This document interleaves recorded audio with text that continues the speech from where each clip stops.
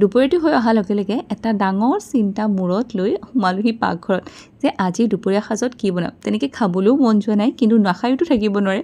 মানুহে জীৱনত কষ্ট কিয় কৰে, ইমান দৌৰা-দৌৰি কিয় কৰে? এই পেটটোৰ কাৰণেই নহয় জানো? দুটকামান পইচা ঘটি আনি কিবা এটা খোৱা বস্তুৱেতো কিনি আনে, যাতে আজি ভালকৈ এসাঁজ খাব পাৰোঁ, তৃপ্তিৰে এসাঁজ। বাৰু তৃপ্তিৰে এসাঁজ বুলি ক'বলৈ গ'লে সেই সাজত কি থাকিব লাগে? আপোনালোকে এটা কমেণ্ট কৰি জনাবচোন। মোৰ মতে যি সাজ ভাত খাই আপোনাৰ ভাল লাগে আৰু অকণমান বেছিকৈ খাবলৈ মন যায়, সেয়াই হৈছে তৃপ্তিৰ এসাঁজ।